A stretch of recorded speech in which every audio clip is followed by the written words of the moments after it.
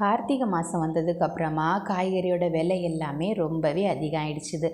எங்கள் அம்மா அதை சொல்லி தான் புலம்பிக்கிட்டே இருந்தாங்க. குனாஃபா சாக்லேட்னு ஒன்று நான் ரீல்ஸில் பார்த்தேன். ரொம்ப ரொம்ப ஆசையாக இருந்துச்சு எனக்கு வாங்கி சாப்பிட்றதுக்கு. ஸோ நான் எங்கள் அண்ணன்கிட்ட கேட்டேன்னா அவனும் அதை வந்துட்டு வாங்கி கொடுத்துருந்தான். அன்றைக்கி மத்தியான சாப்பாட்டுக்கு சாப்பாடு, பருப்பு கறி, முட்டைகோஸ் பொரியல், அப்புறமா கோயிலிருந்து திருவிழா அன்னைக்கு கிடச்சிது கொஞ்சம் தீயல். 2 டேஸ் முன்னாடியே கிடச்சிது. அதை சூடு பண்ணி வச்சுருந்தேன். அந்த தீயலும் அதுக்கு கூடவே மிச்சரும் வச்சு தான் சாப்பிட்டேன். எல்லார் வீட்லேயுமே பண்டம் வைக்கிறதுக்குன்னே ஒரு பாக்ஸ் இருக்கும். ஒரு சிலர் வீட்டில் வாளி இருக்கும், சில பேர் வீட்டில் வந்துட்டு பிளாஸ்டிக் பக்கெட் வச்சுருப்பாங்க. எங்கள் வீட்டில் இந்த பெரிய வாளிக்குள்ளே தான் பண்டம் எல்லாமே நாங்கள் வச்சுருப்போம்.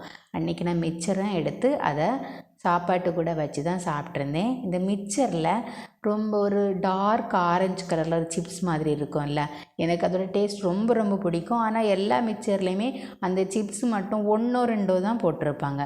கொஞ்சம் கூடுதலாக போட்டால் தான் என்னவா, இந்த கடைக்காரங்க யாராவது பார்த்தீங்கன்னா இந்த சிப்ஸு நிறைய போடுங்க இனிமேல் மிக்சரில், ஓகேவா.